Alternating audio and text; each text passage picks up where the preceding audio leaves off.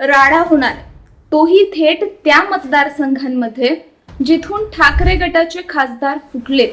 आणि या राड्यामागे असणार महाराष्ट्राच्या राजकारणातील सर्वात अनुभवी खेळाडू शरद पवार.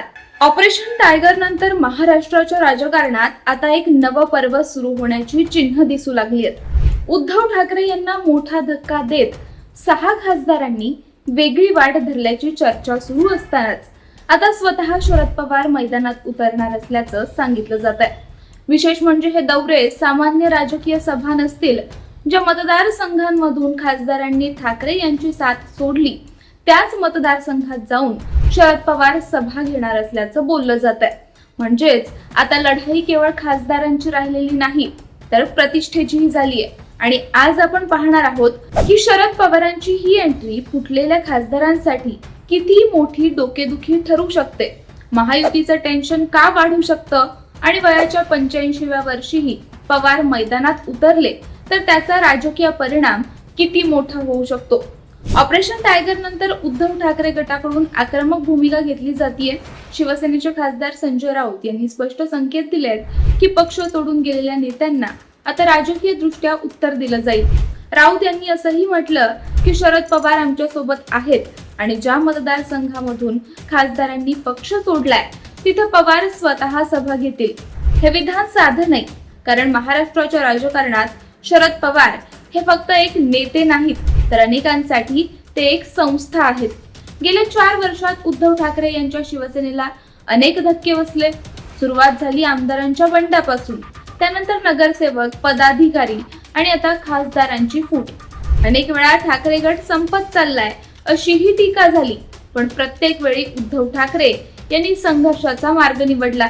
आता मात्र या संघर्षात त्यांना शरद पवारांची साथ मिळताना दिसतीये. आता प्रश्न असा आहे, शरद पवारांच्या एंट्रीमुळे एवढी खळबळ का उडते? याचं पहिलं कारण म्हणजे त्यांचं राज्यभर पसरलेलं नेटवर्क. आजही महाराष्ट्राच्या कानाकोपऱ्यात शरद पवार यांचे कार्यकर्ते, समर्थक आणि राजकीय संबंध आहेत.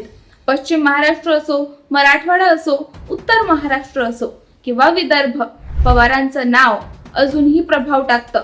अनेक नेते आज वेगवेगळ्या पक्षांमध्ये असले तरी त्यांच्या राजकीय कारकिर्दीची सुरुवात शरद पवारांच्या मार्गदर्शनाखाली झाली आहे. त्यामुळेच पवार एखाद्या मतदारसंघात गेले की तिथलं राजकीय वातावरण आपोआप बदलतं. दुसरं कारण म्हणजे पवारांची राजकीय रणनीती. अनेक नेते मोठमोठी भाषणं करतात, पण शरद पवार यांची शैली वेगळी आहे. ते स्थानिक प्रश्नांचा अभ्यास करतात, मतदारांची मानसिकता समजून घेतात आणि मग अगदी काही वाक्यांमध्ये संपूर्ण राजकीय कथानक बदलून टाकतात. म्हणूनच त्यांच्या सभा या फक्त सभा राहत नाहीत, त्या राजकीय संदेश बनतात. जर पवार फुटलेल्या खासदारांच्या मतदारसंघात गेले तर काय होऊ शकतं? सर्वप्रथम त्या खासदारांवर नैतिक आणि राजकीय दबाव वाढू शकतो, कारण विरोधकांकडून निष्ठा विरुद्ध गद्दारी हा मुद्दा पुन्हा जोरात मांडला जाऊ शकतो. दुसरीकडे ठाकरे आणि पवार हे दोघेही स्वतःला अन्याय झालेलं नेतृत्व म्हणून जनतेसमोर मांडू शकतात. शिवसेना फुटली, राष्ट्रवादी फुटली आणि आता पुन्हा एकदा त्याच मुद्द्यावर जनमत तयार करण्याचा प्रयत्न होऊ शकतो. यामागे आणखी एक राजकीय गणित असल्याची चर्चा आहे. ठाकरे गटाचे खासदार फुटल्यानंतर राष्ट्रवादी काँग्रेस, शरदचंद्र पवार पक्षातील काही नेतेही दुसरी वाट निवडू शकतात अशा चर्चा सुरू आहेत. अशा परिस्थितीत शरद पवार स्वतः मैदानात उतरून आपल्या कार्यकर्त्यांना आणि नेत्यांना स्पष्ट संदेश देऊ शकतात. तो संदेश म्हणजे लढाई अजून संपलेली नाही. म्हणूनच आता महाराष्ट्राच्या राजकारणात एक वेगळं चित्र तयार होतंय. एका बाजूला एकनाथ शिंदे यांचं ऑपरेशन टायगर तर दुसऱ्या बाजूला उद्धव ठाकरे आणि शरद पवार यांची संभाव्य संयुक्त मोहीम.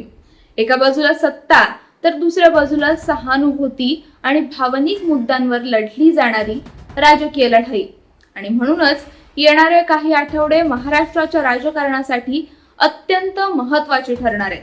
आता पाहायचं एवढंच, शरद पवारांचे दौरे खरोखरच फुटलेल्या खासदारांसाठी अडचणी निर्माण करतात का, की ऑपरेशन टायगर नंतर महायुती आणखी मजबूत होते? तुम्हाला काय वाटतं? शरद पवारांची एंट्री गेम चेंजर ठरेल का, तुमचं मत कमेंटमध्ये नक्की सांगा आणि अशाच राजकीय विश्लेषणासाठी चॅनलला सबस्क्राईब करायला विसरू नका. धन्यवाद.